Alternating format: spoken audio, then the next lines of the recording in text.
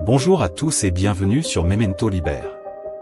Aujourd'hui, nous aborderons le dernier livre écrit de son vivant, de cet écrivain et journaliste américain, qui fut prix Nobel de littérature en 1954. J'ai nommé Monsieur Ernest Hemingway. Elle demeure son œuvre de fiction majeure la plus célèbre, et s'est vendue à 5 millions d'exemplaires, dans les 2 jours suivant sa parution.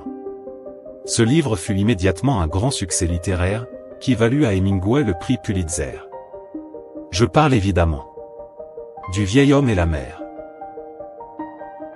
L'histoire se déroule à Cuba, dans un petit port, proche du Gulf Stream. Santiago, un vieux pêcheur épaulé de Manolin, un jeune garçon du port, ne firent aucune prise, et cela, depuis 84 jours de pêche.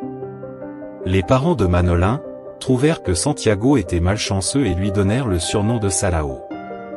Alors, ils décidèrent que leur fils embarquerait sur un autre bateau, avec lequel il aura effectivement plus de succès. Mais le jeune garçon resta lié au vieil homme, et se faufila tous les soirs dans sa cabane pour l'aider à réparer ses filets et lui apporter à manger. Il parlait souvent de baseball américain, et particulièrement de Joe DiMaggio, l'idole de Santiago.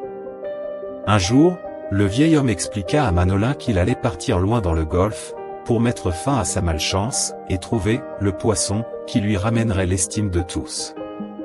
À l'aube du 85e jour, Santiago finit par rencontrer son adversaire, un poisson manifestement hors norme.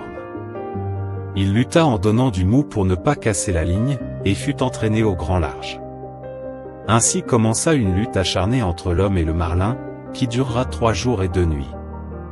Dans ce duel interminable, Santiago, n'ayant plus rien à boire ni à manger, souffrait énormément, avec ses mains ensanglantées et douloureuses. Il parlait à son ami Marlin, qu'il finit par nommer « mon frère », et lui exprima sa sympathie et son respect. Ils lutteront tous les deux jusqu'au bout. Au prix d'efforts incroyables et malgré un délire commençant à le saisir, Santiago fut vainqueur. Loin de crier au triomphe, il remercia Dieu pour ce combat incertain. Son orgueil n'était pas le fait d'avoir vaincu un si gros spécimen, mais d'avoir vaincu un adversaire si brave. Mais le marlin était si gros qu'il ne put le hisser à bord, il fut obligé de le laisser dans l'eau en l'arrimant à sa barque. Il installa sa voile et mit le cap sur la terre. Mais, Santiago, à bout de force, ne sera pas au bout de ses surprises, pour pouvoir regagner son village. Il faut lire ou relire Le vieil homme et la mer d'Ernest Hemingway. C'est un court roman classique qui illustre une ode initiatique, une allégorie, où l'homme doit affronter les forces de la nature avec humilité, dignité et en respect au vu de la condition humaine qu'il incarne. Mais aussi de persévérance malgré les obstacles et l'adversité de la vie. C'est une leçon de morale qui nous est transmise. Ce roman a pour thématique la solitude, l'image sauvage de la nature, le stoïcisme de Santiago et le thème central de la mort. Il connut de nombreuses adaptations, notamment un film de John Sturges, sorti en 1958, ainsi qu'un film d'animation, réalisé par Alexandre Petrov en 1999, dont j'ai illustré ce résumé. Hemingway a inauguré une nouvelle manière d'écrire sur soi et de se mettre en scène, par son style sobre, économe et empreint de cynisme. Son style fut épuré et sans fioritures, caractérisa sa prose. Hemingway fut considéré comme l'un des pionniers du style littéraire minimaliste.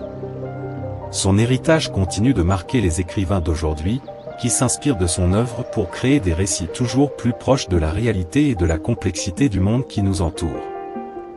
Je finirai cette vidéo par l'un de ses aphorismes disant : aux plus importantes croisées des chemins de nos vies, il n'y a pas de signalisation, mais l'homme ne doit jamais s'avouer vaincu. Un homme, ça peut être détruit, mais pas vaincu. Je vous remercie du fond du cœur pour votre écoute, et il ne me reste qu'une chose à vous dire. Memento liber. Et surtout, prenez soin de vous.